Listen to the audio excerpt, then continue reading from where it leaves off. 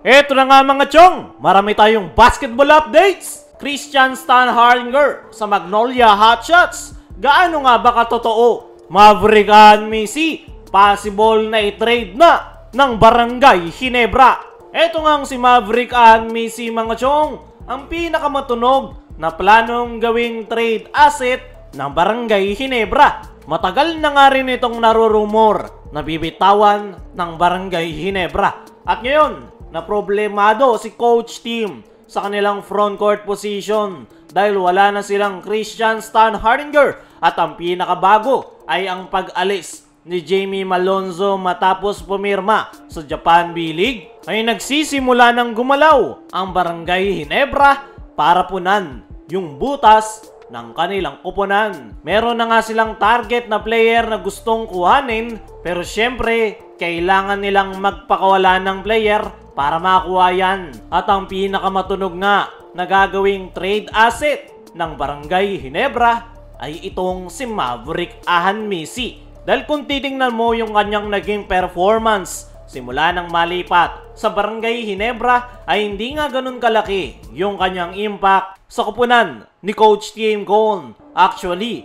lulubog lilitaw nga yung performance netong si Maverick. Minsan, maganda yung kanyang performance pero kadalasan ay palagi nga siyang missing in action. Kumbaga, inconsistent yung kanyang performance kaya hindi na nakakagulat na siya ang number 1 na planong gawing trade asset ng Barangay Ginebra. Isa pa, loaded ang Ginebra sa guard to shooting guard position. Kaya kailangan talaga nilang magbawas dyan para punan yung kanilang frontcourt position. Isa-isahin natin yung guard to shooting guard ng Ginebra. Nandyan, si Scottie Thompson. Malabo itong bitawan ng Barangay Ginebra dahil ito nga yung kanilang kasalukuyang franchise player. Sunod ay itong si RJ Abarrientos. Gaya ni Scottie, malabo itong bitawan ni Coach Tim Cone dahil ito yung future ng kanilang kupunan at mas lalo pang lumabo na bibitawan ito ng Ginebra dahil hinatak nga nila yung kanyang tito na si Johnny A from Magnolia para mas magabayan si RJ Abarrientos sa Barangay Ginebra. Nandyan pa si Stephen Holt na malabo ding bitawan ng Ginebra dahil isa ito sa inaasahan nila pagdating sa 3-point shooting, lalong-lalo na pagdating sa depensa. Kaya naman, sa guard to shooting guard ng Barangay Ginebra ay si Maverick Messi talaga ang bibitawan ng Ginebra para gawing trade asset para masolusyonan yung kanilang butas sa kanilang frontcourt position.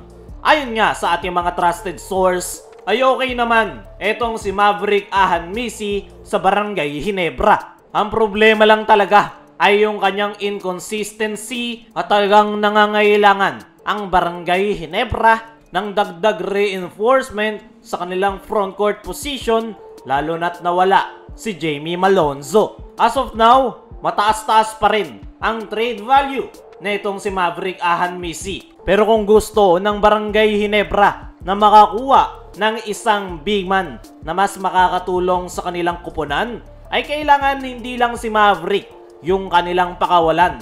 Pwede nila yung dagdagan ng isa pang player o isang future draft pick para ma-secure ng isang big man na mas mapapakinabangan ng kanilang kuponan. So ngayon ay naghahanda na ang Barangay Ginebra para sa kanilang inilulutong trade. At ang number 1 trade asset talaga ng Ginebra ay itong si Maverick Messi. Kaya mga chong, ano ang masasabi nyo? Na plano ng bitawan ng Ginebra si Maverick Messi? I-comment mo lang dyan sa ibaba. Dumako naman tayo dito sa kabilang balita. Christian Stan Harlinger sa Magnolia Hotshots. Gaano nga ba katotoo? Ngayon nga na si LA Tenorio na ang bagong head coach ng Magnolia Hotshots ay marami ang nagsasabi na magsisimula na yung mga major trade sa Magnolia Hotshots. Pero may kumakalat nga na balita sa social media gaya na lang ng post na ito na kinokontak daw ni LA Tenorio si Christian Stan Harlinger para maglaro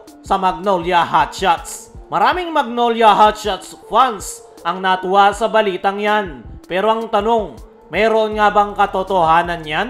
Bago natin banggitin yung sagot ng ating source, ay hypothetically ay pwede etong si Christian Stan Hardinger sa Magnolia Hotshots. Pero ano nga ba ang katotohanan? Sinagot yan ng ating trusted source na as of now, walang balak si Christian Stan Hardinger na maglaro sa ibang koponan. Kasalukuyan nga itong nagbabakasyon at alam naman natin kung anong koponan yung gusto niya, which is ang Barangay Ginebra. Pero dahil nga sa na-trade siya ng Ginebra, ay sumama nga ang loob netong si Stan at nawalan na ng gana na maglaro. Inanunsyo niya na nga rin ang kanyang pagre-retiro. Kaya naman ang sagot, walang katotohanan na maglalaro sa Magnolia Hotshots etong si Christian Stan Hardinger. Pero hindi naman ibig sabihin yan na walang chance na mapupunta sa Magnolia etong si Stan. Possible siguro, pero hindi yan magiging madali. Depende na lang kung magkakasundo si Stan at ang SMC. Kaya mga chong, ano ang masasabi nyo sa bali-balitang kumakalat na mapupunta ng Magnolia si Christian Stan Hardinger? Ano rin yung masasabi nyo na plano nang i-trade ng Ginebra si Maverick and Missy? I-comment mo lang dyan sa ibaba.